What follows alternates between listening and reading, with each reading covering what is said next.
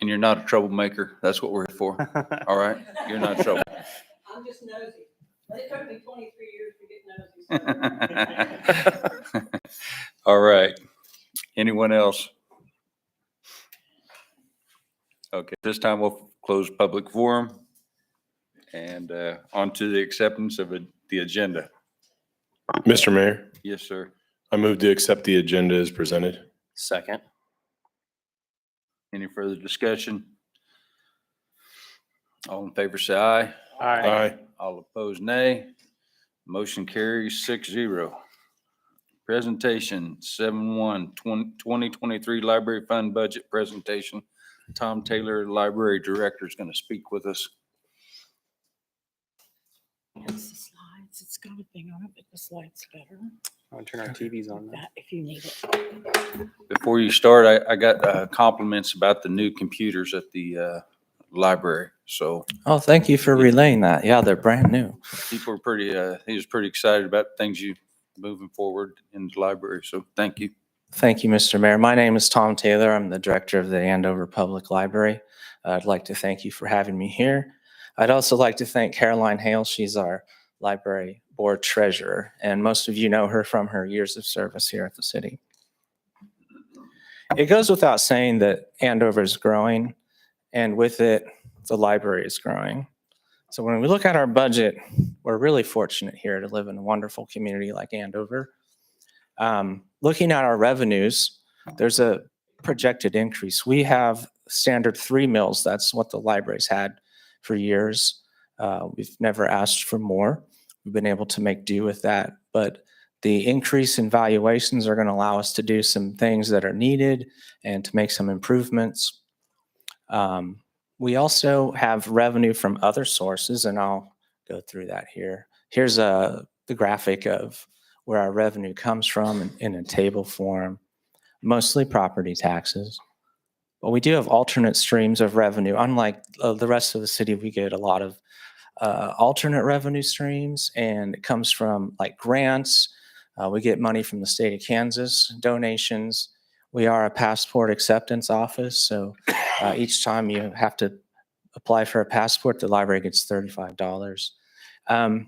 We do rent out our facilities, and I think that's especially important to note now that we've lost our lodge, but we do have room rentals, and they're very popular. I think we noticed a big spike in that right after the tornado. When we're looking at what we anticipate our expenditures to be, much like the city, we've tried to prioritize retaining staff and acquiring new staff when we need it. We went through some years with unfilled positions. That's why some of those numbers are really low.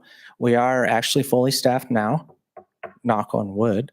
I know not everyone's so fortunate, but when we're looking at that, that's, the bulk of our budget, of course, goes to staffing. That's the same, I believe, across the board. We fall right in line with other public libraries in the state. Contractual expenses, we're preparing for increases. As you all know, prices are going up on about everything. Inflation is here, so we're preparing for that. And commodities are the things that tangible resources, like our books and materials, and those are also increasing.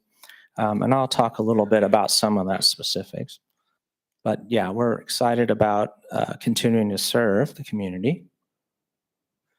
And there you see on a graph form the percentages of personnel versus contractual commodities. And then transfers are what we send to our capital improvement fund if the money is there.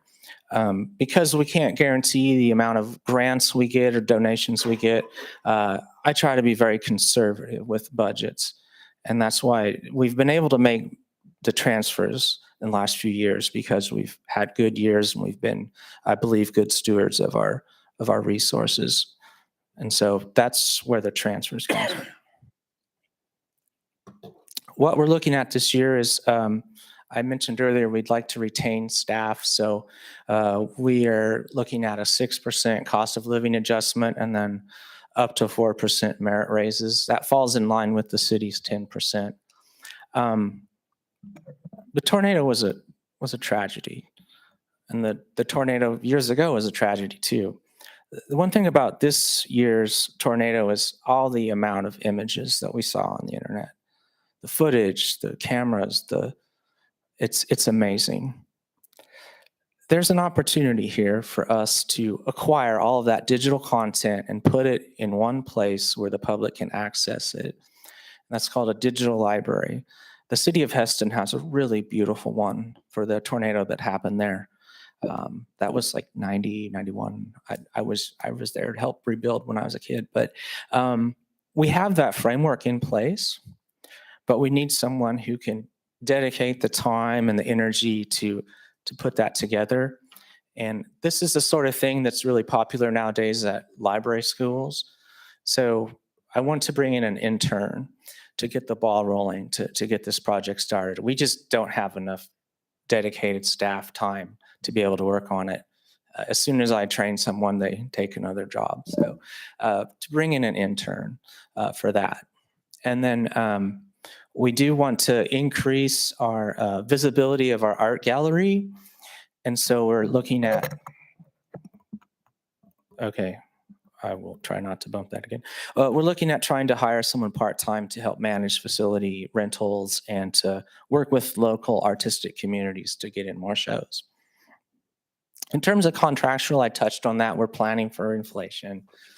Commodities, again, inflation, but also electronic books. The library provides ebooks and downloadable audios. I know some of you are voracious listeners and readers. We saw a massive shift when the pandemic hit in terms of what people checked out and what they wanted to read. And 2020 was, and 2021 were massive years for our electronic resources. And once people started doing that, once people you're using their phones or their apps to listen to audiobooks or to read on their Kindles or their phones, a lot of them keep doing that. They like the format, the convenience of it. So we need to continue offering content, and that needs to grow. So that's part of the plan. The reverse side of that is there's less demand for physical magazines and audiobooks on CD. Although, you know, Andover, I must say, we have a lot of audiobook listeners here in town. We do really well. We have a very educated community. I just want to tell you briefly about the library itself. So we're just next door, and we have over 50,000 physical items, so not electronic books. Last count, I believe we just hit 52,000.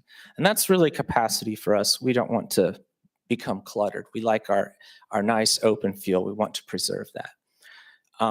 One way we do that is partnering with our neighboring libraries. So we partner with Rose Hill, Augusta, El Dorado, Derby, Mulvane, Goddard, and Park City. So you can borrow books from any of those libraries and they're sent here for you to pick up, and vice versa. So that adds a total of 487,000 titles that Andover residents and library card users have available to them. And we have 49,000 ebooks and e-audiobooks. That number I hope to increase. And we do offer other things. I don't know, some of you might not be aware that we have cake pans and board games and video games, DVDs. Recently we started carrying disc golf kits with the new course. We're thrilled for that. We have sewing machines. We have American Girl dolls. It's exciting to come up with new services that people like. This summer, we were very busy. You might have seen our parking lot was full quite a few times. I heard people filled up your parking lot here on the 30th. We had a fantastic summer reading program. One thing, it's really important for children to maintain their reading throughout the summer so they don't slide, so they don't dip. And Andover families are great at getting their kids into the library, getting them active. We had 1,000 bags that we had set up for like welcome to summer reading program. all of the bags were taken. So we had over 1,000 kids sign up for our program. That's better than we did in 2019. That's better than we did the last year before the pandemic. I'm just amazed. It's how exciting that is. We offer story times for 2-year-olds, for preschoolers. I mentioned passports. We like to have special events and programs. And we are one of the few places where you can actually use a fax machine. And Mayor Price just mentioned our public computer lab. We also have Wi-Fi throughout our building that's available for anyone that comes in. In terms of what happened last year, 37,000 ebooks were borrowed. Our total Andover circulation, ebooks and physical materials, was over 204,000. That number was higher in, say, 2008, 2009, when there was an initial recession, but those numbers are pretty good. We had over 60,000 visits to our facility, which that's astonishing. It's really cool. And when I talk about our library and our partner libraries in our region, we have over 74,000 people that have library cards. And we personally have around 13,000. So the population of the city of Andover is just above that, I believe.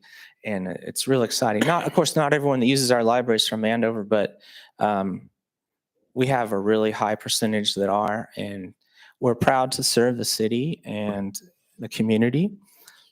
Do you have questions for me? Anyone? Mr. Mayor? Yes, sir. Well, Tom, I think probably at least 10% of those ebooks were probably me. I do a lot of traveling, and anytime there's ever a request, and Tom is really good with the request, and any books that anyone's ever looking for, it almost seems like they're on there within 2 to 3 days. So I commend you for that, and the people who use it, and the ebooks have been awesome to do. Thank you. Mr. Mayor. Yes, sir. I just want to, same with Mike's sentiment. My wife's an avid reader and I'm an avid audiobook listener. But all those benefits that you put up there, the American Girl doll that we found out about, that there's a little bit of a wait list for that, Mayor. So I don't encourage you to just go out and get one right now. But my daughter just recently got her American Girl doll, and she's ecstatic every time that checks one out at the library. So all that stuff. Last time I was in the library, I saw the cake pans, and I was like, that's interesting. I never thought about that. So Tom, I appreciate what you guys are doing over at the library, and keep it up. And Caroline, thanks for serving as the treasurer for the library board. So we appreciate that. Tom, do you have any update on the expansion of the library that's hopefully coming within the next couple of years? We actually started working on renovating the space that we have within the building as our first step, and the first phase of that is done. We had this gigantic magazine Carol, and it was right in the middle kind of the library. They took that out. It opened up the space quite a bit. We moved computers out of the lab into the public area. Now we're going to have a tidier looking library. So we're going to start with that. We've got plans for that room that's right in the front. There will be a coffee machine in there, but it will not be a coffee shop, I assure you. But yeah, no, in terms of the next phases, we're not quite there. But yeah, we will need to grow within the next probably 5 years or so. When the library opened in 2008, the plan was to expand in 10 years. Well, it's long past that, and that's fine. But our community continues to grow, so we want to grow with it. But the plans that we have, I think, are a great start. All right. Mr. Mayor, one more thing. If I may.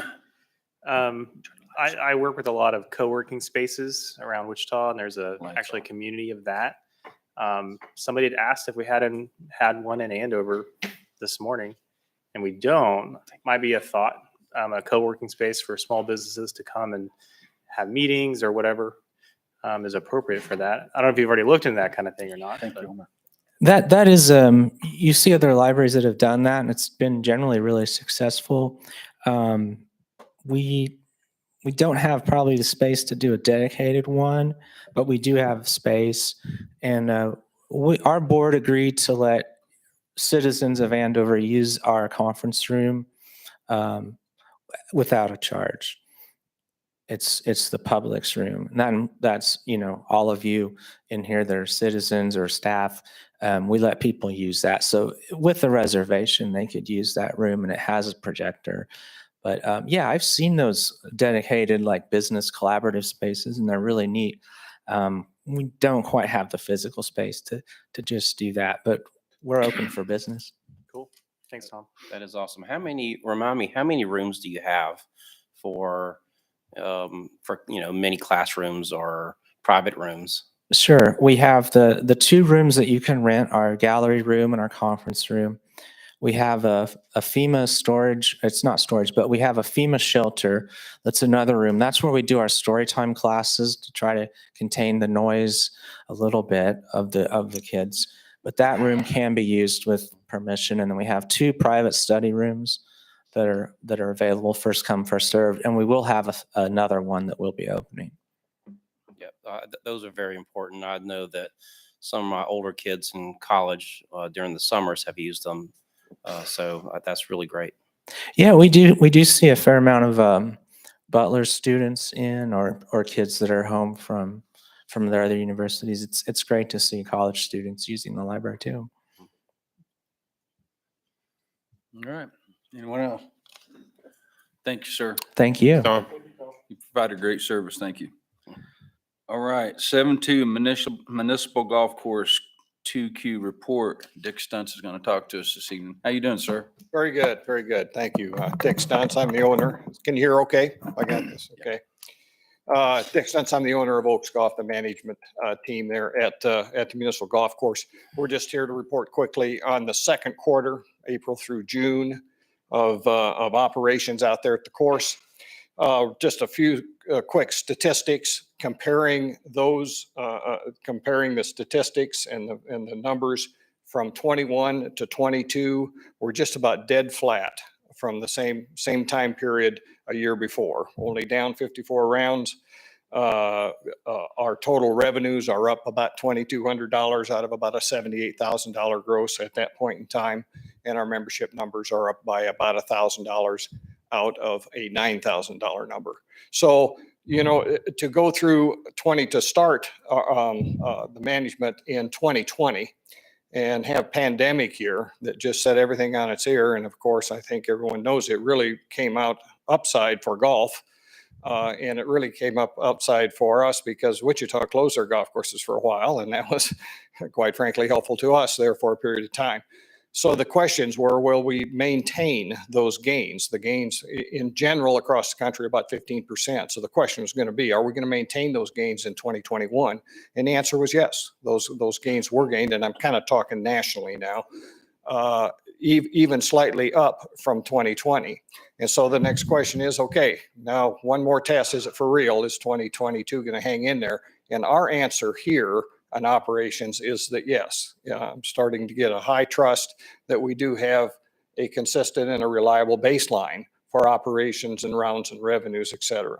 So very pleased with that. And I know we're going to have a discussion here shortly about the future. And it's one of the reasons that I am glad that we're going to talk about the future because I'm gaining confidence in the operation itself.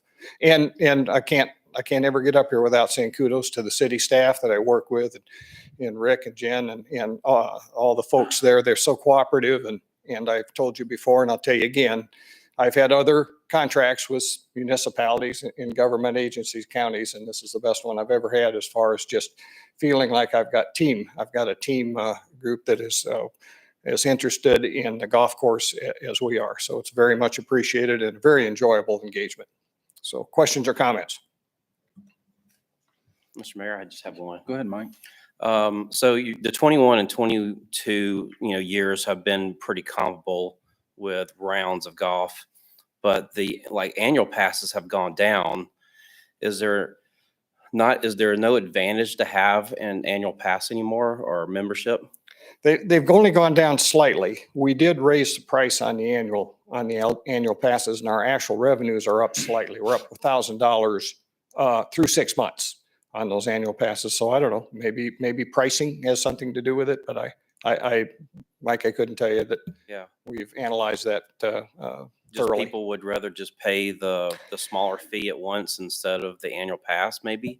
I think so. I think that particularly when you're looking at a golf course like Andover Municipal, this is a financial decision for them. It's not a convenience. It is a financial decision, and maybe they calculate the number of rounds that they played when they perhaps the year before paid for an annual and said, look, just not playing that much, and so therefore I'll pay as I go. There's a gentleman on the Parks and Advisory Board that doesn't get a membership for the sole reason he wants to pay more money to support the golf course, Okay. correct? All So right. there's folks out there in Green Valley that are more interested in putting more money into it than saving themselves money on the year. I don't know. He's not just an outlier, but it's not a large number either. I'm not foolish, but Yeah. it does transpire. Well, that's awful kind and great to hear that type of support. I know we have a few memberships on there that are people that don't even play or hardly play, and they just same approach. They want support. Very, very much appreciated. Any other questions? I'm kind of curious, how much are trail fees? Because I noticed there's a lot of trailers out there in the morning. Is that You can have a trail fee for an annual trail fee okay? that covers every time, or it's an individual trail fee. And Mr. Mayor, I'm going to have to admit, I don't know what that number is offhand. Okay, that's all right. I'm sorry. I didn't put you on the spot. And it's a little, we don't charge a trail fee as much as we charge for a cart rental. Sure. Obviously, they have the expense of owning their own cart, but it'd be about 2/3. Anyone else? Thank you, sir. You bet. Consent agenda, 8-1 through 8-7. Mr. Mayor, Yes, sir. I move to approve consent agenda items 8.1 through 8.7 as presented. Second. Any further discussion? All in favor, say aye. Aye. All opposed, nay. Motion carries 6-0. Oh, here we go. Andover Municipal Golf Course, Jenny McCausland is going to speak to us. Sorry, consideration of golf course operator agreement. Yes, Mayor and Council, to kind of keep the theme going with the Andover Municipal Golf Course. As you know, staff's been working with Mr. Stuntz on a renewal for the management of the golf course. We initially signed a 3-year agreement with Oaks, and that will expire at the end of 2022. Staff is thrilled, and I believe all of you have expressed similar sentiments that Oaks is having a successful time at the municipal golf course and has expressed desire to continue that management and actually to take that extension a little bit further. And so before you tonight is a proposed agreement, much in substance the same as the first agreement we signed 3 years ago, but this one will be for 5 years. The annual management fee is actually a reduction from what it was in the first agreement. Some of that because we've been able to see some of the success to date, and that allows Mr. Stuntz to be a little bit more sure as he's making a decision on where he needs to be in order to make a profit. It is a business. It's not out of the compassion of his heart, although I'm sure he's got a lot of compassion for us. Part of the agreement also talks about capital expenditures, and those will be the bigger expenditures that the governing body will need to consider in the next 5 years in order to maintain the golf course. And those have to do with the irrigation system, some lawn mowers and things of that nature. The items for 2023 are included in the budget that we reviewed at the June budget workshop, and they are included in that flat mill levy that we talked about in June and will be presented to you next month when you consider your 2023 budget. Obviously, Mr. Stuntz is here tonight, so if you have any questions for him about the agreement or me, or your city attorney who has reviewed the agreement as well, any of us would be happy to answer questions. And Rick may be able to answer some questions if you have questions regarding irrigation or some of those capital plans as well. Anyone? Mr. Mayor. Yes, sir. Dick, do we still have the one local gentleman managing the course as well? Yes, Brandon Cross. All right. Thank you. I don't have a question as much as a statement, but my hopes is that with what's going on at the 400 corridor, the structure's going up, the people moving in, there's going to be around 3,000 probably people along that corridor. And I'm hoping a good percentage of them will be lifestyle that they want a golf course. It's a different golf course. There's nothing else like it. It's more people friendly than any that I know of. And I used to play at all of them around here. So that's kind of the hopes, is that we'll pick up revenue in it through folks just wanting to go out and have a good time with their family, not avid golfers so much. So we'll see how it goes. Mr. Mayor, Yes, sir. I move to approve the agreement for management of the Andover Municipal Golf Course with Oaks Golf Course LLC. Second. Any further discussion? All in favor, say aye. Aye. All opposed, nay. Motion carries 6-0. Thank you, sir. Doing a Thank good you very job. much. I really look forward to the next 5 years. All right. Thanks, Dick. Citizens request, 10-1, street closures request, Crescent Lakes HOA, August 27th, 2022. Here we go. Thank you, Dick. Good evening. My name is Scott Malcolm. I live at 817 Crescent Lake Circle. And I want to thank the board, the council tonight for opening a slot on the agenda to get me in, with Susan's help making that happen as well. I have a request to close down a section of the street. Actually, I've talked to Chief Buchanan and Deputy Chief Roosevelt, and we're going to slightly modify. Oh, I guess it's already on there. We're going to move those barriers back to allow the U-turn area there. And we're going to have a HOA event on Saturday. It's our social event that we haven't had one in a few years. So this is kind of trying to restart something we've been doing in past years, where we've just block off that area by the clubhouse where the pool is. And, popsicles for the kids and games and whatnot. And of course, we've requested the police and fire presence as well. And looking for board approval for the road closure. Any questions? Just so you're moving those two red ones on the Andover Road to the straight line?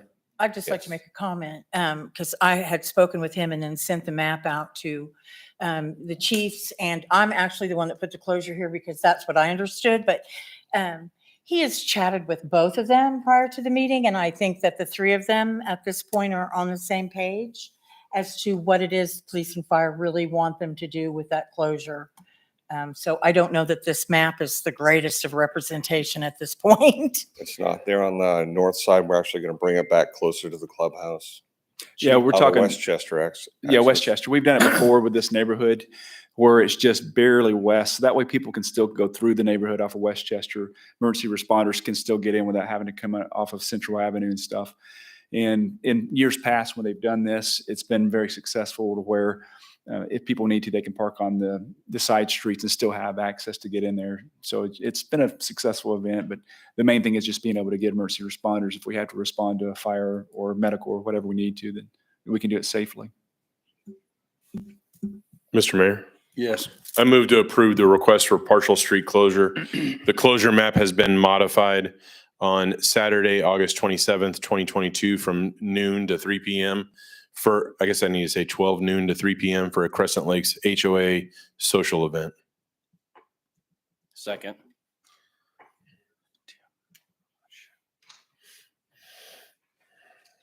Any further discussion? All in favor, say aye. Aye. All opposed, nay. Motion carries 6-0. Thank you, sir. Thank you all. Appreciate it. All right. Event request. Katie Cork, 11-1, ChildStart of Wichita.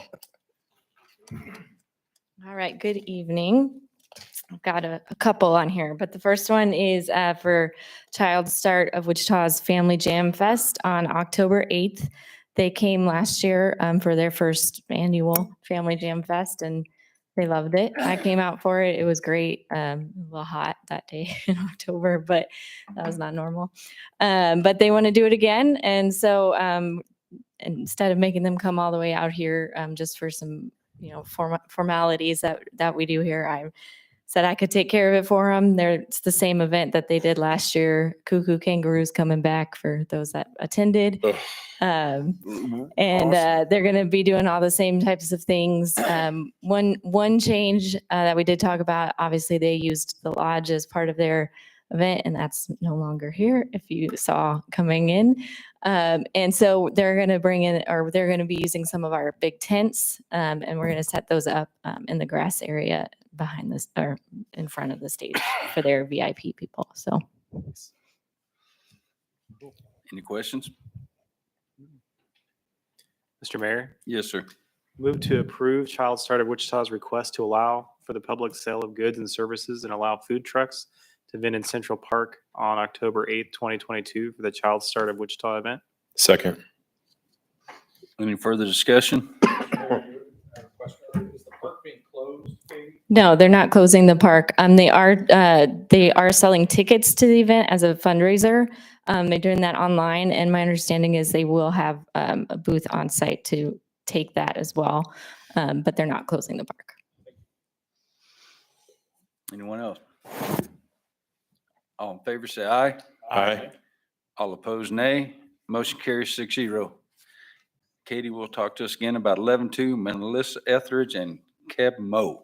All right. So on September 24th, the city is going to host their second concert of the year, Melissa Etheridge and K.S.A.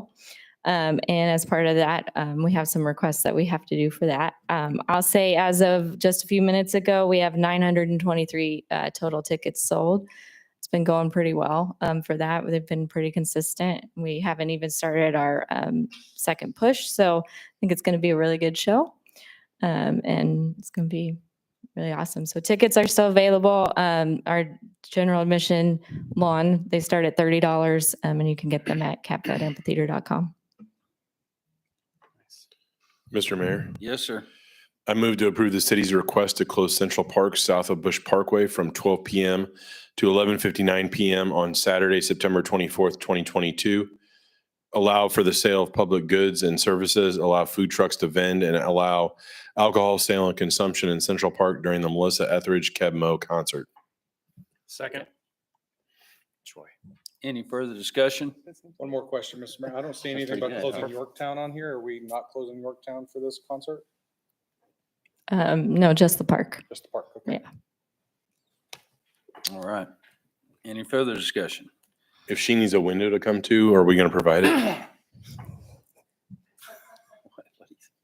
I don't. Just keep moving. All in favor, say aye. Aye. All opposed, nay. Motion carries 6-0. This is Miss Katie's last city council meeting. I just want to thank you personally for the work you've done for the city of Andover and the graciousness that you've treated me throughout the 2.5 years that putting up with my nonsense calls and what have you. So thank you very much. Thank you. It's been a pleasure to work with all of you. And if you ever need anything, I'll be in Illinois. All right. 12 Heritage Way, petition and resolution of advisability. Lance Onstad. Mr. Mayor, Council, the Actually- developers of the Heritage Project have submitted 2 petitions for improvements that were not originally planned as part of the larger tax increment financing projects. The improvements that you see in your packet and on the screens in front of you include some on-street parking along Heritage Way, which is that north-south road that runs through the development. Again, that on-street parking wasn't originally planned. And then also it includes some driveway entrances to the properties, to the lots, soon to be lots on both sides. The cost of these improvements specifically will be 100% the responsibility of the benefit district. So no city at large funds is being used for these projects. No tax increment financing revenue is being used for them. The resolution of advisability, as you guys are aware, is just makes the determination that these projects are advisable. Staff recommends acceptance of both of the petitions and adoption of the resolution. Mr. Mayor, I have a question Yes, sir. or a statement, really. I thought this was already, I mean, I know we talked about having on-street parking. They may have not drawn it on there, but I think on-street parking is appropriate for this, and I'm sure the other roads will probably end up having the same style as well when those are ready to be developed as well. I mean, I have no issue with it. I believe, and I'll refer or at least check myself with your Director of Community Development, but I do believe there are streets within the development that call for on-street parking. Just wasn't originally planned for this portion of Heritage Way. It's a smart thing to do. I mean, especially if there's going to be outdoor seating for restaurants and any other thing that you have, immediate parking and then also additional parking elsewhere. So I think it's a great idea. Mr. Mayor, Yes, sir.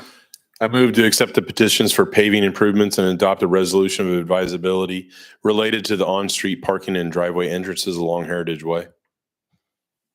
Second. Any further discussion? All in favor, say aye. Aye. All opposed, nay. Motion carries 6-0. Work ordinance 12-2. Mr. Mayor, Yes, sir. I move to adopt an ordinance authorizing the construction of certain internal improvements related to the on-street parking and driveway entrances along Heritage Way. Where we at?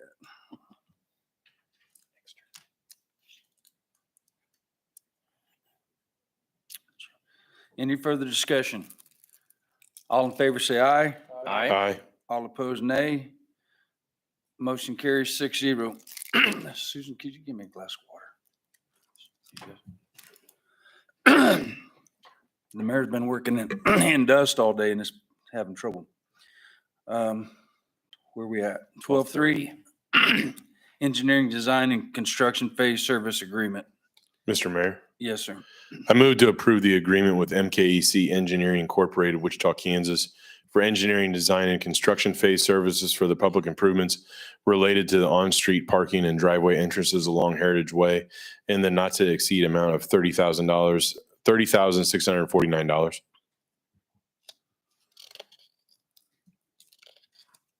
Second. Shelby. Yeah. Don't fight over it. Any further discussion? All in favor, say aye. Aye. All opposed, nay. Motion carries 6-0. Temporary zoning permit, Les Mangas, 1600 West US 54. The folks at Wholesale Fireworks have once again applied for a temporary zoning use to operate their annual pumpkin patch from September 18th to 3rd on essentially the same footprint they've done the past several years. So staff's bringing you this application for your approval as is required by the Unified Development Manual.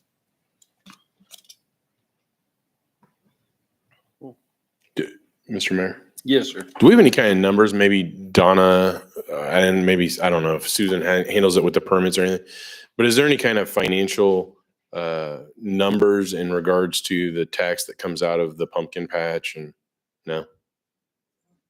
All right. Mr. Mayor, I move to approve the request to operate a pumpkin patch at 1600 West US 54 from September 18th, 2022 through November 3rd, 2022, from 10 a.m. to 6 p.m. Monday through Thursday and 9 a.m. to 8 p.m. Friday through Sunday. Second. Any further discussion? All Mr. in Mayor, I would just share just so that it didn't look like staff just has a blank stare and doesn't know information that maybe we should. The state very strategically protects sales tax information carefully so that there is not any information that could be hard or disadvantage for your competition to know how many sales you have in a given location or city. So those numbers are pretty locked down at the state level. So I just wanted to kind of clear that up for the public and everyone else, why we kind of blankly said, no, we don't know about that. Thank you, Jen. Thank you. All in favor, say aye. Aye. All opposed, nay. Motion carries 6-0. Vacation petition 1612 North Shadow Rock Circle V-VA-22-0001. And Les is going to talk to us about this. Back in June, your planning commission held the required public hearing to consider the vacation of a portion of the rear yard utility easement on this particular lot. The owner desires to build a pool house that would be in between his existing pool and the rear property line. And there is an existing easement that would very much limit his abilities there. We've checked with the utility companies. There are no utility facilities in the area, which is essentially half of that platted easement that he's asked to vacate. Your planning commission has recommended that you approve his petition to vacate that easement, portion of an easement.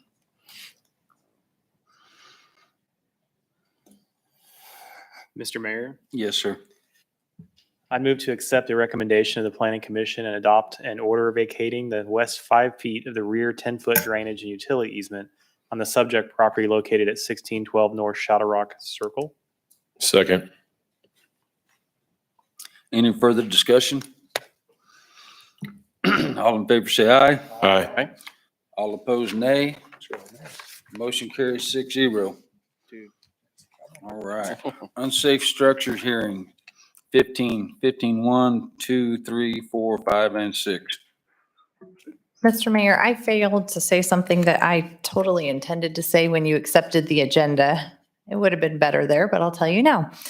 Items 15.1 through 15.5 are italicized on your agenda because all of those addresses have done what was necessary to fulfill your building officials' concerns for safety of the lots. So we would recommend that you do not worry about a public hearing because those funds have been refunded because they've done what they need to do. You therefore only have one public hearing tonight, which is item 15.6, and Chip, your building official, is here to update you on the status of that. And then you will need to open a public hearing, whether or not anybody's here to speak on that or not. Thank you. So we go to 16, unsafe structures, correct? 15.6, Oh, I'm sorry. 2409 Oh, East I Velvet gotcha, I Leaf is your gotcha. one public hearing tonight. It is on my list. I'm sorry. 2409 East Velvet Leaf Court. Yes, sir. So all the properties, like was mentioned previously, this is the only one remaining from the original date we set the hearings. That original hearing date was set for tonight. This property has been demolished. They just have not yet completed the cleanup.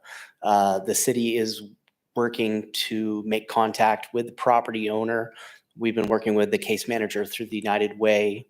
The case manager has left a message with the property owner asking them to return a phone call or give us a call. I'm asking the council for 30 days to finish the cleanup on this property. If it hasn't been cleaned up in the 30 days, then the city would step in and remediate any further debris or trash on site. Mr. Mayor, Yes, sir. and I always want to help out the citizens. I just wonder, looking at this image, and this is a danger, and there's no fencing or anything around it, and they've already had the ability and time, and so, I mean, man, if someone gets hurt in the next 30 days now because we Correct. Yes. So I guess one of the good things is the street, Velvet Leaf Court. There is only one structure that is occupied on that street right now.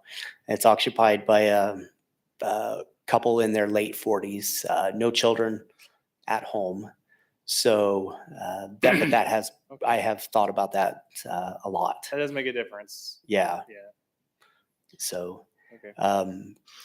when I was out there, there were some 2x4s that I flipped back over so the nails would be into the ground. I just walked around and tried to do a little bit to make it safer, you know. I've been out to that location several times. I don't see a lot of kids out riding their bikes or playing on the construction sites. I think parents have done a really good job with the tornado, instructing their children to stay out of those homes, to stay out of the way of the tornado path where all the damage has occurred. Mr. Mayor, I have a question. Yes, sir. Has the homeowner, have they responded back to you at all? I have not yet received any response from them. All right, well, that also throws in a loop there too. If they're not responding back at all, What's another 30 then, I mean, maybe they get a week to respond and then you take care of it. I could do that. It's up to the city council to set I proposed 30 days, but whatever the council agrees on is what we'll do. Mr. Because they've Mayor, already had, how long? 60 60? days, right? Yes, 60 days. You mean how fast?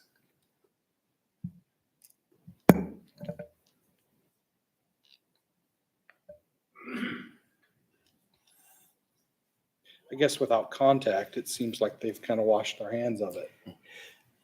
Yes, they have started the demolition process, so they do have a demolition contractor doing it. I just haven't seen him. They had cleaned up some more of it when I was out there today, but there was still debris. Would you use the same demo contractor or would you use one that has done a better job that you've seen out here? I would probably use a different demo contractor. There's 2 or 3 that I've seen that have done really good work. Yeah. I'd have to talk to city management about that, Mr. how Mayor. that process works exactly. sorry, Chip. Yes, sir. Mr. Mayor, do you mind? Yes, sir. So Jenny and I are on the long-term recovery committee as well. And it was offered in one of our previous meetings, the gentleman wasn't at our last meeting, in regards to help clean up. He made it sound like, just judging from this picture, that his group could do that. Is that something that the city, I mean, when we're talking about contacting the homeowner, has anyone from the city actually talked to him besides case management? No, sir. We've tried, had no answer, no luck. My thoughts are, even though they have not responded, we still have to give them the same 30 days that we give everybody else. Correct. I would be, Put them on the clock is what I'm saying. okay. So we've given other people 30 days? Yes. Well, this is the first This will hearing. be the This is- second 30 days. We've already given. Yeah, them they've already. Yeah, done 30 days. I'm going to back us up just a minute. So June 14th was when the 15.1 through 15.6 addresses first appeared on a city council agenda. That was the point at which their insurance company had acknowledged that the homes were at 75% or higher damage, total policy value, and had sent in 15% of that payout to the city. And that, in essence, started the clock. So their first time on a council agenda was June 14th. They were then told that they would need to come tonight for a public hearing unless they took care of what they needed to.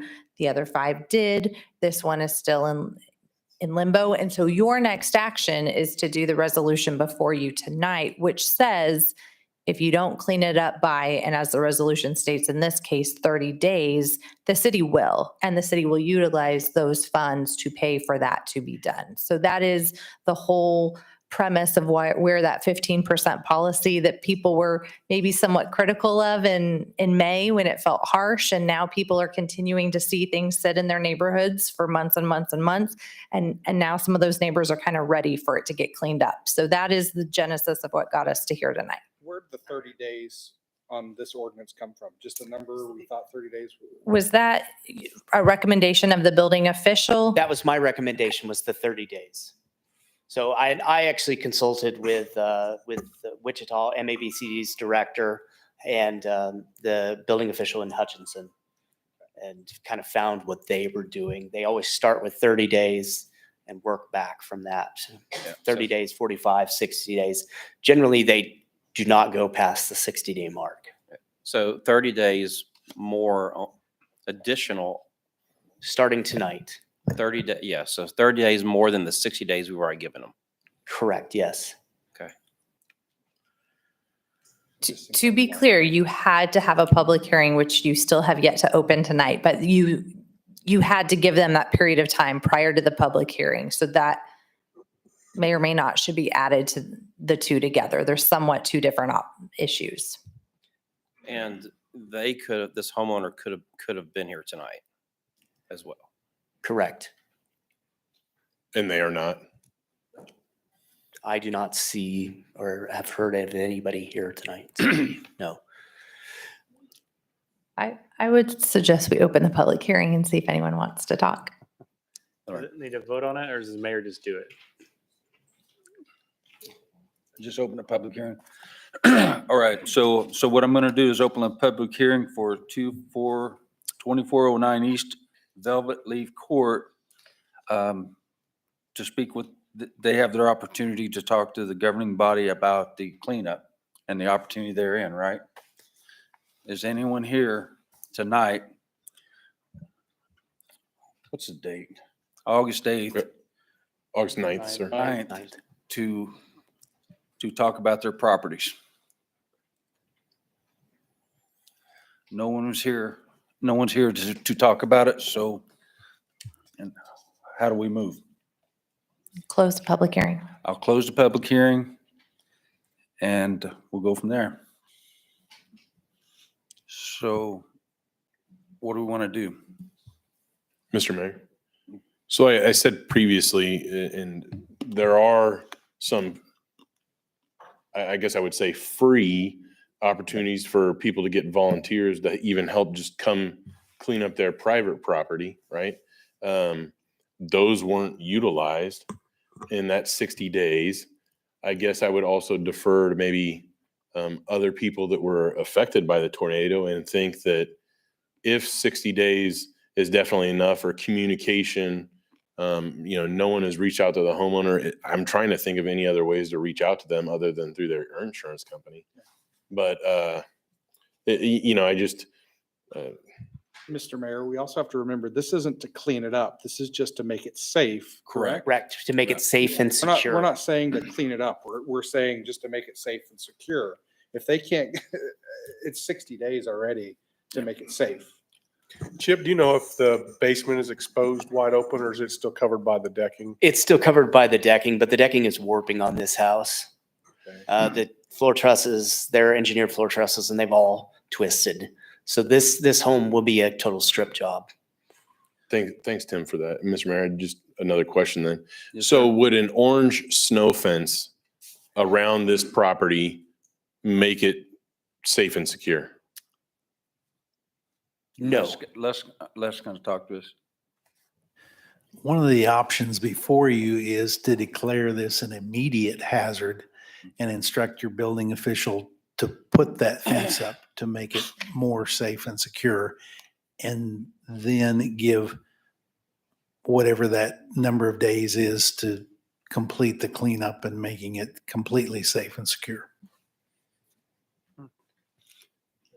If we do anything as a city, if we put orange fence around it, post up, they will pay for the time that our city has to spend doing that, correct? That's what the 15% is for. Yes. Mhm. Personally, I'd like to just knock it down, but I have to look out for our best interest. I don't want us to be on TV and getting sued because things happen like that, right? So I'm looking out for the Correct. city. Personally, I'd like to go out there and clean it down, but that's not the choice that's before us, in my humble opinion. Other things to consider too, Mayor, is anything we do tonight will set precedents for future remediation or any other issues. So I think whatever way we decide needs to be uniformly applied everywhere going forward. And I'd just like to say, Lance can tell you, I've fielded more questions on this, spent time on the phone on this, on both sides, you know, and I tell people, I wouldn't want that next to me. So that's what I had to explain to literally hundreds of people what the 15% was about, you know.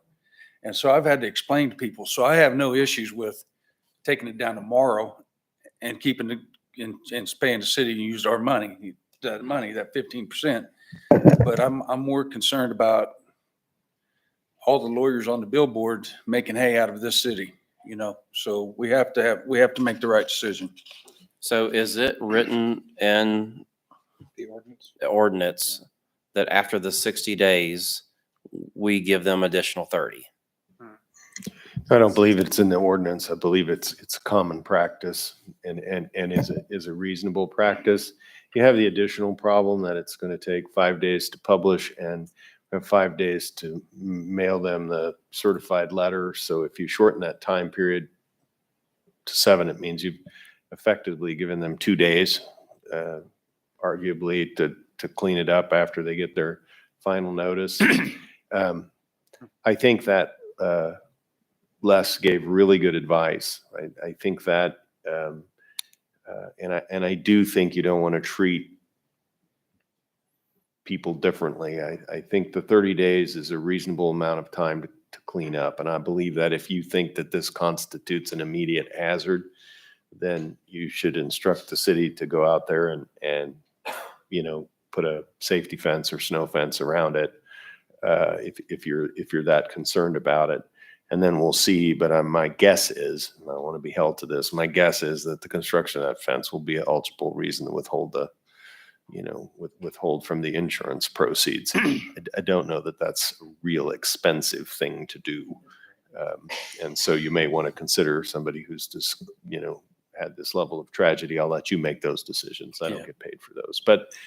But I'm going to recommend that you consider the 30 days being reasonable notice. Under the circumstance, it is what you've always done. It is what everybody always does. And if you think it's an immediate hazard, then I think we take a separate action to erect a fence around it to help make it safe. Could we, I agree with you. Could we at minimum put up signs on all 4 corners of the property saying unsafe? Rick, do we not have orange fence laying around somewhere? Well, we don't right now because we have some events coming up that we will deplete pretty much all of our inventory. Are we going to charge them if we put the orange fence up? That's what I want to know. I recommend we should. If we're taking action, we should. That is what your policy states. So I think that yes, you should. Mr. Mayor. Mr. Mayor, my concern or amazement is that they haven't even contacted you. No, I have not been contacted. I guess that's what kind of baffles me more than anything is it seems like they've kind of just washed their hands. Now, I could be completely wrong, but they're just like. I would like to speak up. One thing, having dealt with the survivors a lot in the days following, what we found is traditional communication is very ineffective with this group of people because in the first few weeks, they were just overwhelmed. And some people are still overwhelmed. It's a lot to have your whole house and everything you had go away. What we found was we thought we were communicating. We were putting stuff on Facebook. We were in front of television cameras. We were doing the things. And then we were sending firemen out to talk. And they were going, I had no idea that you were at the 13th Street Sports Park. I had no idea there was someone raising money to help me. They didn't understand because they were buried in their tragedy. Because of that learning, I'm not sure that the letters, I don't know where those are being received. I don't know how those are being received. The fact that they're speaking to case management tells me it's not like they've left the state and they're just entirely gone. Have they spoken to case Yes. management? Because Yes. I thought you said that Yeah. Homer, what did you? Case management isn't the city. Right, but he's on the board that was speaking to the case manager. And did you say they were speaking with the case? I thought you said that. I they weren't spoke to Mark accepting the help or- yesterday and he spoke to them yesterday. Did speak to them? Yes. Okay. And Chip, you said that it has changed, the debris that's out there has changed. You've seen Yes. movement. So Yes, there is there was some something movement, happening. They're yes. just not really communicating. Yes, it's not Okay. the quickest process I think right we now. should give them the 30 days and not do the fence. And I'd like to say, there's been insurance companies, I've talked to a lot of these folks, man. There's been insurance companies asking them if they have receipts for their washcloths and towels. Yes, it's bad. So if you lost your refrigerator, you probably, even if, I've never kept the receipts for my washcloths and stuff. So these folks have gone through a lot, you know? Correct. So, I mean, I would have said, yeah, they're in my refrigerator. When you find it, I'll share them with you. Mhm. So Yeah. to Jenny's point, I can't even imagine, you know, I can't, but and the same thing, I can't imagine what the neighbors are going through having to look at the nonsense either. Yeah. So council, let's make a decision and we'll live with it. Shelby, I would second your motion if you wanted to make that. Then I'll just do it as is then. Mr. Mayor, I move to adopt a resolution requiring the repair or demolition of the structure and removal of objects located at 2409 East Velvet Leaf Court, Andover, Kansas. Second. And I just would like to point out that Shelby and her husband are going through the nightmare, so she can speak intelligently on it because her husband calls me with a little bit of frequency for the nonsense they're going through, and it's just ridiculous. So it's a good call. I agree with that. I think most of the ones in my neighborhood are doing a fairly good job. There's a couple stragglers that's probably on your list. But yeah, I agree with you. I'm still battling insurance on my house as well. So that will probably go to another step here soon. No one's ever going to keep receipts. How do you True inventory story. a freaking house? True story. You That's know? reality. I know, that's insane. Yeah, insurance is being extremely difficult with just about everybody. They And want on your the money, other, but they don't want to and give on it. the other side of that, and since we're having a conversation, I talked to a gentleman that wouldn't mow in your neighborhood, Mike, Mhm. that would not mow his grass for 3 weeks. But Oh, yeah. his house was untouched. He was not going to go out there and mow his lawn when his neighbor didn't have a house. Because I just met him having an iced tea at a local venue. Mhm. And I said, I was talking about the survivor guilt. Mhm. And I asked him about it. He said, man, he said, I would not go mow my lawn. He said, I wasn't going to do it. You know, I wasn't going to sit out there with a cold beverage mowing my lawn. So it's a lot to go through and we're learning. So good call. So let's vote. All in favor, say aye. Aye. All opposed, nay. Thank you, council. Thank you, sir. 16-1, 17-1. pardon me. 16. Safe structure setting. Oh, I thought we did. Setting of public hearings, 1420 South Andover Road. Chip will again walk into this. Yes, sir. So this, Mr. Mayor and Council, so this house was partially destroyed by the tornado. It had the garage removed. There is some pretty significant structural damage. The corner support right by the fireplace is completely missing. So that roof is basically cantilevering itself with nothing holding it up right now. It appears to have a couple walls that have twisted on the inside of the home wall. So I can only imagine the foundation, not the foundation, the truss system, the floor trusses and the roof system have also been damaged just from my observations on site. I have not been able to get a hold of this homeowner in the past 2 weeks. We have sent them all the letters and received those return receipts on that. So we're just setting a hearing for this home right here tonight. Mr. Mayor, Yes, sir. I move to adopt a resolution fixing the time and place and providing notice of a public hearing before the governing body of the city of Andover, Kansas to consider the condemnation and ordered repair or demolition of a structure at 1420 South Andover Road that is a public nuisance, dangerous, or unsafe. Said public hearing shall be held October 25th, 2022 at Any further discussion? I do have a question, Mr. Yes, Mayor. sir. Chip, have you had and say, no, it's fine, you're wrong, it's fine? People try to argue, and then I get the engineering letters and I go through line by line with them and explain what the engineer is actually saying. A lot of people don't know how to read the engineering letters. So I've spent a lot of time going through with the homeowners. I've written a lot of letters to insurance companies. I've talked to insurance companies on the homeowners' behalf. I spent a lot of time doing this. This house just looks like, like there's been some care to it, trying to button it up. They've tried buttoning it up. They haven't pulled a demolition permit. They haven't pulled a building permit.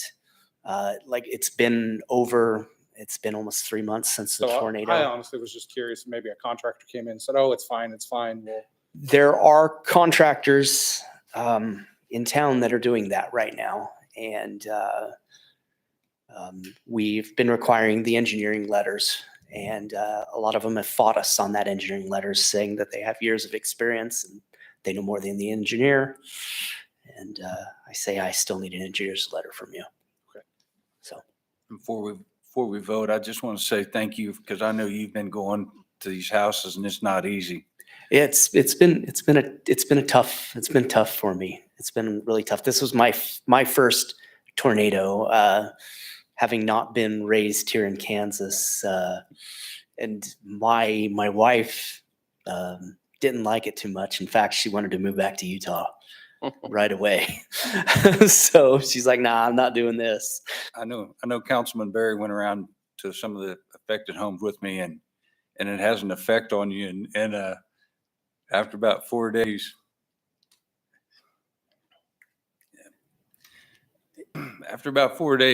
I just wanted to go home and sit in the closet. You know what I mean? Because Oh, it's yeah. hard. So I understand what you've done that times 100 what I did. So I appreciate it. Well, thank you. Thank you.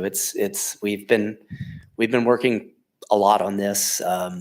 I've given every homeowner my card with my cell phone number, and I've gotten calls on Saturdays and Sundays before, and I try to take them as much as I can and help people through the process, because it's an emotional process. They've lost their house.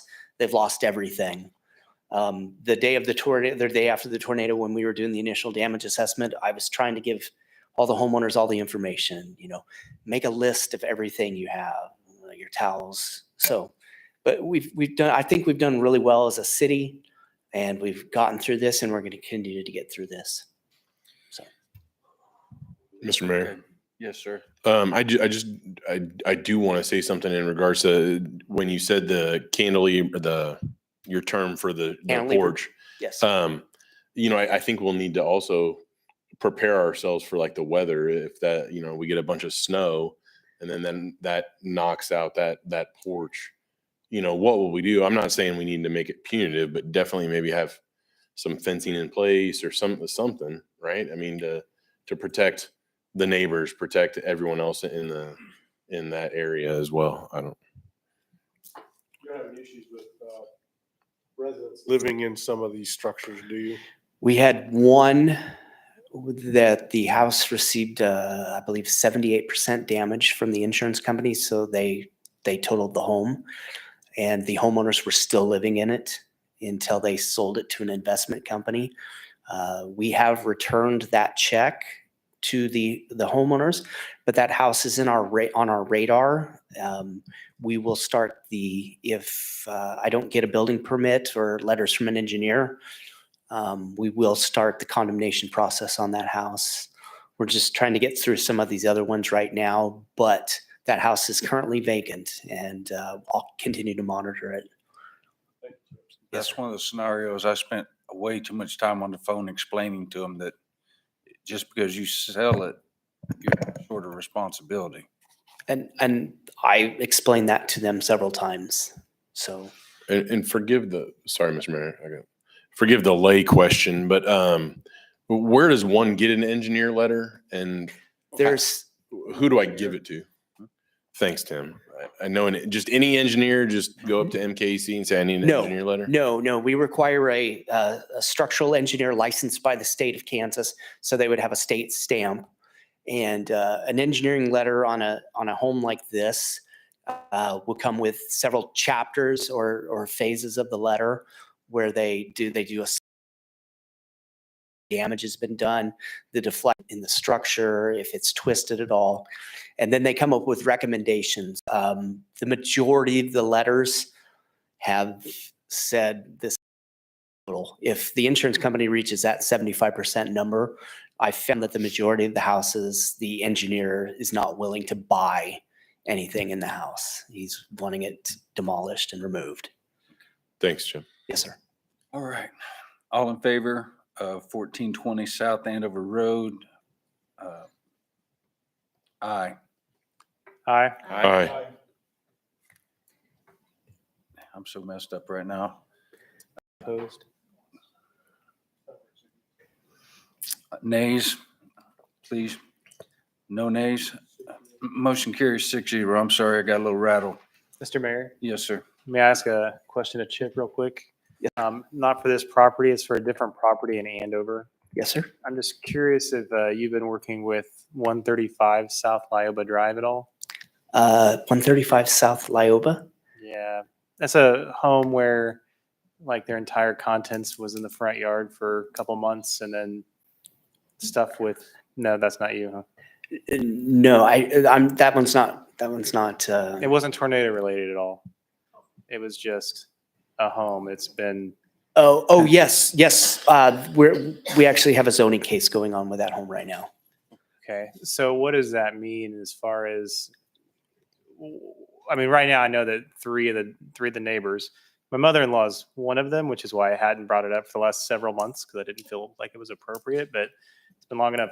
I feel like I might ask the question of what the heck, why is it still looking like that tornado picture in the front yard? Yeah. Not for you, just what's the process? Why are we not at a point where it's cleaned up? JT's giving me a very big stare here. Les is looking at you too. Yeah. We just got a complaint on that over the weekend. So we assigned it to our code officer yesterday. So I know for a fact that it has been complained on for months and months. It's definitely not new from this weekend at all. I get some weird stories. I don't want to go over them, in public, but it's definitely been something that's been called to the city a lot. I know officers have been aware of it, have been out. Fire department's been out due to, I don't know, big fires in the backyard or whatever. But it's not. I don't know. I just don't know what as far as I know, this is the first we knew of it at code. So we've sent somebody out there since we received the complaint over the weekend. JT is now wiping his face. Did I say something wrong and bring it? Okay. I'm like, I have ruined everything. That's his code to say, shut up, Troy. I know. Well, maybe, Mr. Mayor. Yes, sir. Maybe just to Troy's point, there are other, maybe residents, businesses, whatever it is. Where does one go to complain about something that's maybe unsafe, nuisance, that kind of thing? Those can be either reported on our website, here in person, by mail, by email. All of those addresses are out there on our website. All right. Thanks, Les. When someone calls into the city and says, I want to complain about a house or whatever, who do they transfer that to? Does it go to you, Susan? If the girls downstairs don't know what to do with the call, they usually give the call to me. I have not received that call, but as one that used to take care of all the letters for code enforcement for everybody, that should go to Chip. Yeah. So when really, they it's call just a in, matter of it'll making just- sure that we let all of our staff know that he's the one that handles all that, because it's changed over the years. I don't know exactly who she called when. When's been, again, I've been aware for months, and the police department's been out a couple of times. So a question would be is if they, for some reason, call 911 instead and have an officers come out, is there a process to push them from that to the appropriate person within the city then? So that'd depend on the officer and what information they have. If it's they understand that if it's a code issue, that it goes to the city. If it's vehicles and that's on our side of it, we'll take care of that. But they know to report that to the city itself. So if they do, then I guess I would question why they didn't.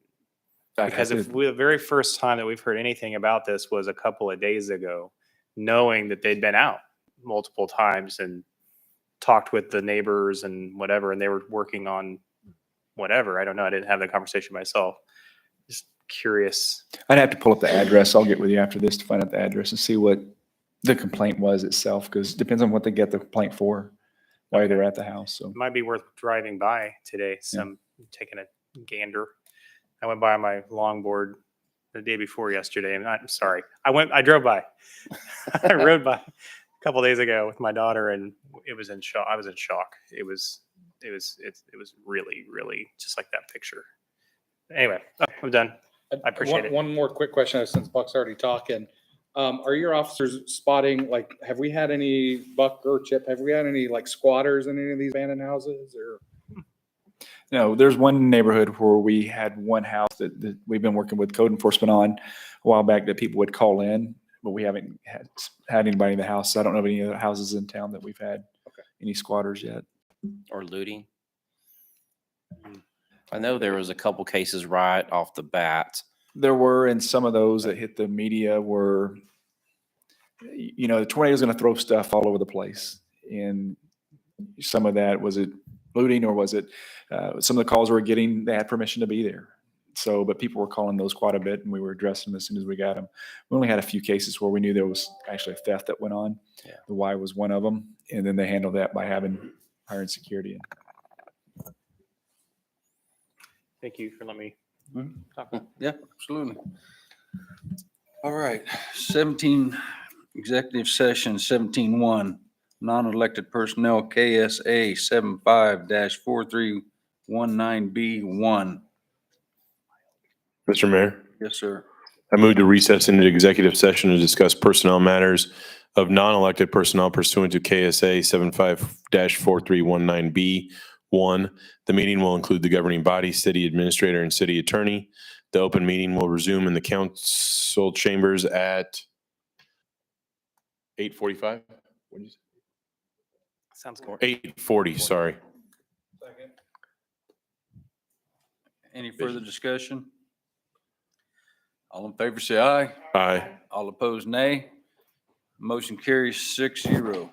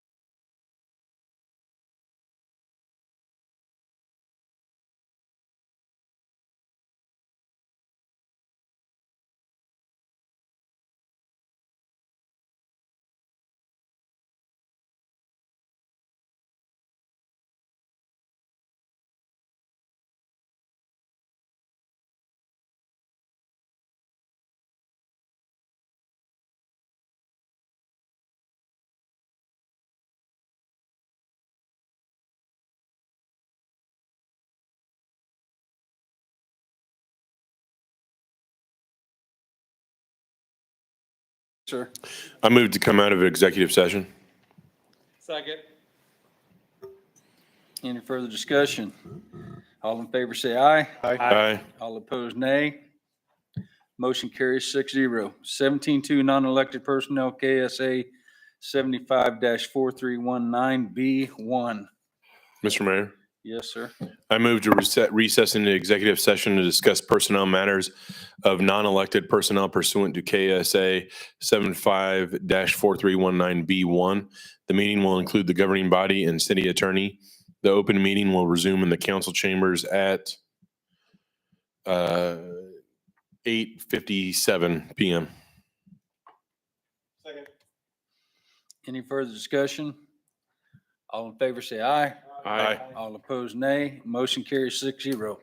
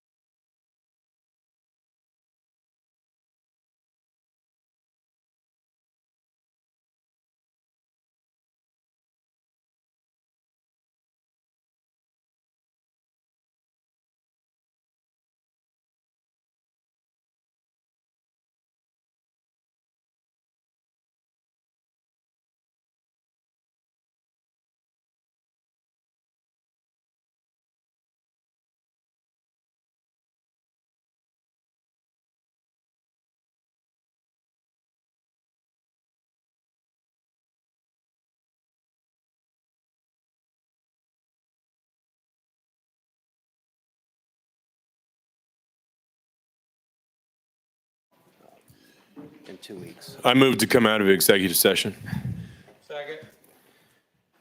All in favor, say aye. Aye.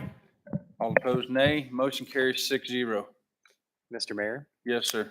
I'd move to approve a new 3-year employment contract with the city administrator dated as of August 9th, as presented, and authorize the mayor to sign. Second. Any further discussion? All in favor, say aye. Aye. All opposed, nay. Motion carries 6-0. Nice. All right. Onward and upward. Member items. Anybody? I got Sure, a Mr. question. I just got a question. And it's for Jenny and Susan. It's about a topic we were talking about earlier tonight about tax and knowing what companies make on their taxes. I mean, it is true that we do know or can get that information. We just can't publicize it. That information is confidential, and if I give that information out to anyone, I do have access. It does not give you dates. It only gives you months, so you would not necessarily know from what. And not all sales tax comes in at one time for that particular month. So the only person that I've ever provided that information to is my supervisor, Ms. McCausland, and Donna Davis. Other than that, I don't provide that information to anyone. It makes it perfectly clear that it's confidential information. I knew that that was information that was out there and we couldn't give it out. So I just wanted to make sure that everyone understood that it's there. We just can't give it out. It's not that we don't know or you don't know. Well, and to be clear, it's not like she gets a report every month with every business in town and what they made. She has to specifically request those numbers for the specific industry, business, whatever type of business. And like I said, just so you know, just because you've made that sales tax in January does not mean that that's going to show in the February report. It may not show up until April or May, and it's a huge thing. It's a huge thing, but and like I said, they do make it very clear that it's strictly confidential. Yep, I agree. Not to use for certain purposes, but maybe economic development. That would be a question that Jenny would When will we answer. get our first statement for the new tax, Donna? I know it's quarterly, so. Oh, monthly. Oh, okay. It started April 1. April sales, we received that in June. And it was 254,000, that's what I want to say. Is that more or less than what we? We're running a little higher than what we collected last year this time. Almost a percentage? I mean, Okay. Well, I mean, that's fine. We got it. I think you did that. Okay. Parks, fire department, I can say it's 240, 250, something like that. And this one we got at the end of July was also around. So when will we know, Jenny or Donna, when will we know that we're meeting where our expectation of the sales tax dollar? Oh, good question. So it's in the financials that Donna provides, and I'm trying to think if we've gotten those out there yet. Okay, so when we get June out, you'll be able to see that same spreadsheet that she does that shows. Okay, perfect. And then I'm trying to keep a projection spreadsheet, which is still crystal ball. It gets more clear every month that we get to add with actuals in there, but we're keeping an eye on that. So far, I think we've received 2 and both are up. So we're up from what we projected. Perfect. Thank you. Yep. Anyone else? Sure, Mr. Mayor. So I made it clear earlier that I was on the long-term recovery committee. We have, Jenny, correct me if I'm wrong, 187 cases out there. We, this last Wednesday, closed one of them.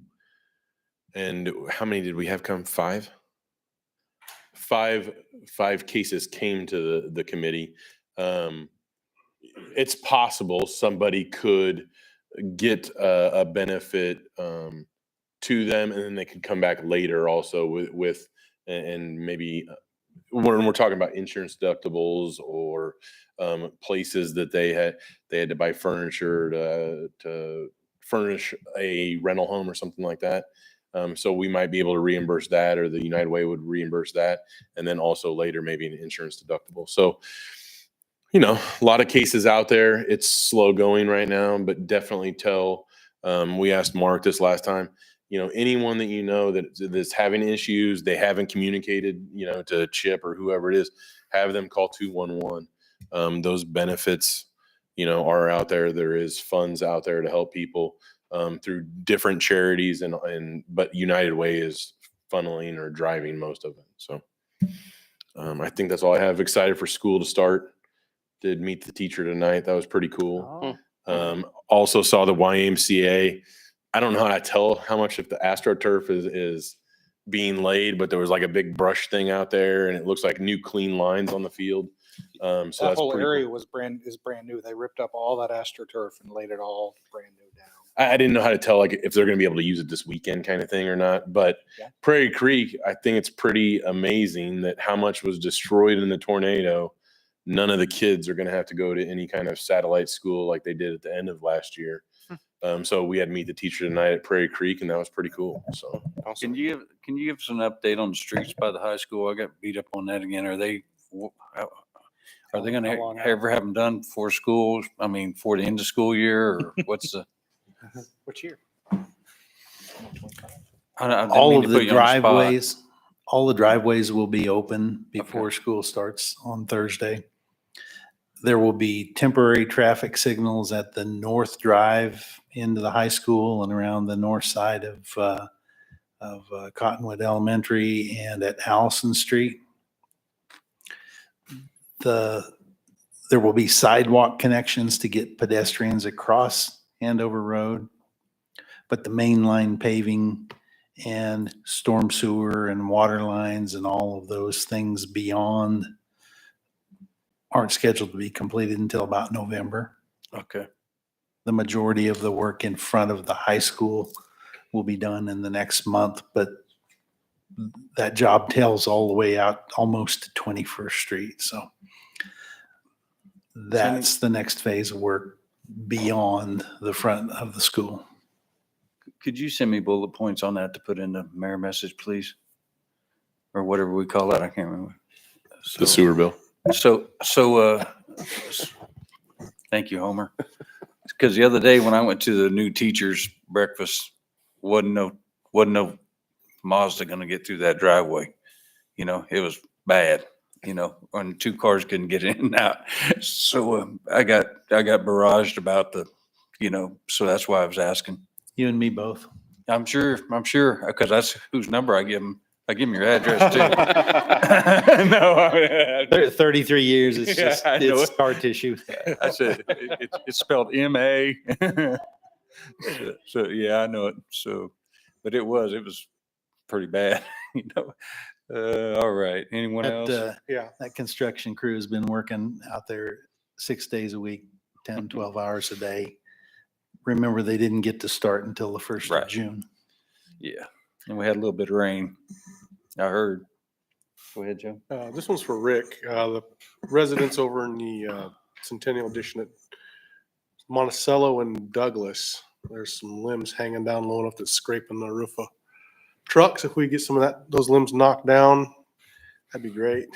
That has actually come up in the last day or two, and we've been talking with the street department, and they're going to try to get somebody over there. I would suspect maybe by the end of this week and get over there and get that done. So I understand that you heard about the birds. I've been dealing with them birds all summer long. Birds. They go after shiny things. There's about 3 trees over in my neighborhood that have literally, I'm not exaggerating, 100 or more birds in there. And it looks like dust on the leaves on the lower trees. It ain't dust. And it is unbelievable. They're beautiful birds, but I stand out in the yard in the morning, slap 2 befores together when they fly by, let them know you ain't welcome here. Because it's a nightmare.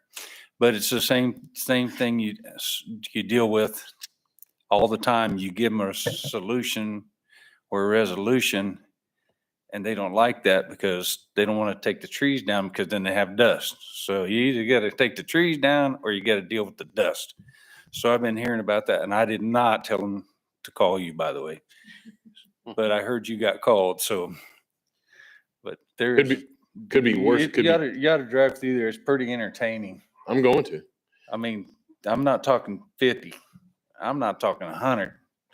There's hundreds. And seeing what happened was when I worked out at 4 Mile Creek, we used to spread the gunk on the fields. So I had an appropriate name for them because they were eating the bugs that were coming up, but that ain't what it looked like. So now they don't spread that stuff out there no more. And then birds have decided to live in about 3 trees in one neighborhood. And I'm not talking birds. I'm talking birds. Big, beautiful white birds. And they are making a mess. That ain't what I call them. But so welcome. You got brought into my world, but it was not me doing it, brother. I promise you that. Part-time mayor, part-time ornithologist. Oh my God. Mr. Mayor. Yes, sir. A couple quick things. One is there's a bicycle pedestrian count in all the cities around Wichita and Andover. And Andover's, we just don't have anybody on it at this point. So if we could get some volunteers, or maybe we have somebody, we just have enough to cover basically every year there's a bicycle count that's on Redbud Trail as well as a couple other spots. It's ran by, well, for us it goes through WAMPO, so wampo.org, and you can have a link to go sign up for it. Anybody. What do you mean by bicycle count? I'm slow. They just sit there for a couple hours. And Oh, okay. As people go, I think it should be electronic, but Where does one go, Troy? You said wampo.org. Thank you. Second thing is, I thought it was pretty interesting. There's an organization in Kansas called Kansas Global, and they really look at expanding the exports of products and services out of Kansas, so to bring money in, kind of thing. And they've been working internationally for a couple of years. They have a program right now where they are looking actively for 2 exporters. So like a Vornado or BG products, those would be options, for example, that I would recommend if anybody has contacts within to have them call them, because what they're doing is they're actually going to, or they already have places in Australia, and Mexico, and Canada, several UK countries where they have active people on the ground to help them grow their exports there. And it's been very successful so far. That's pretty cool. They had today in the meeting, she said, we have 2 spots. Please help us find good candidates for that. So if you can think of anybody else besides BG and Vornado, and if you know them, contact them, because I don't really talk to them. Is there a link or something? Just go to Kansas Global, just Okay. Google it. But I could certainly get a link. I'll send it to Jennifer, and then she can send it out. All right. Anything else?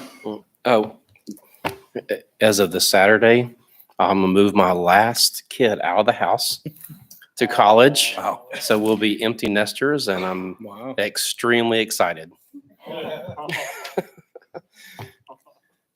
It took us 6 months once all the kids were gone because we were foster parents and stuff at one time and yada yada and grandkids, and it took us just literally 6 months, and we're sitting there and I look at Sherry, I said, "You hear that?" And she said, "No, I don't hear nothing." And I said, "Exactly." Don't hear nothing, man. It takes a little bit to get used to, but it's a good problem to deal with. We're excited. All right. Can I get a motion to adjourn? Mr. Mayor, I was going to announce just a couple positive things real quick. In talking about the tornado, I guess I've been a little reminiscent about seeing progress. And so some of this stuff got mentioned, but I want to highlight a couple things specifically. Yes, Prairie Creek Elementary is reopened. I too was at Meet the Teacher tonight, and to have kiddos get to go back to that school was really heartwarming to be able to see. The group this week, the long-term recovery group, awarded $20,000 to the 5 families. So that was the first of many awards to be made. We're meeting again tomorrow to make the next set of awards. So as that money is starting to go into those survivors' hands, I think that's really encouraging to start to see progress. The turf opening at the YMCA, they are actually having a public event, and that is this Saturday from 9 a.m. to 1 p.m. They're going to have all of their soccer and football teams come out and do fun competitions against each other to break the turf in. So if any of you are available, it'd be a fun thing to go watch. 9 a.m. to 1 p.m. this Saturday. The lodge, as Katie mentioned, was demoed. The chimney was what was standing as I saw it last this afternoon. So it looks a lot different, cleaner, starting to see, although it's demoed, it's still progress. We're going in the right direction. The glass in City Hall was replaced today in all but a couple spots where they couldn't use their tools to get it quite yet. So they're going to need to come back with a different approach. But so progress is happening. It's slow. It's a marathon. It's not a sprint, but we are seeing progress. And I think that's important that we celebrate those things. And then I obviously would like to thank you for approving my agreement for the next 3 years. It's been an interesting 3 years. I didn't expect it to go at all like it has for the last 3 years, but it's been the most rewarding career experience of my life and wouldn't want to be anywhere else. And my family loves being here. So thank you very much. Thank you. I'd like to do one more time, just to make sure everybody's heard it, because I kind of did it not very correctly last time, but I'd like to thank Senator Marshall for getting the young folks that saved all the lives at the YMCA. He got them a congressional letter, and it's a big deal. And being who I am, I didn't realize what a big deal it was and what that means when they start applying for jobs once they get out of college or going to college. So I just want to thank him for being a man of his word and doing what he said. And I think those kids, I can't thank them enough for what they've done. They're a large reason why we didn't have any loss of life in this tornado, because they took action. And I'm very proud of them. And their mayor thanks them very much. And I'm glad you're going to be around another 3 years. Appreciate it. It's been, man, you took on everything, COVID, crazy mayor, other things we can't talk about in no open forum, but the economy. So you've it's been a learning curve for all of us, but more so for you than all of us. And we always agree to disagree, and we worked well together. So I appreciate the 3 years you've helped me learn how to be a mayor somewhat. So thank you very much. Right. Make a motion to adjourn. Second. All in favor, say aye. Aye. All opposed, nay. Motion carries 6-0.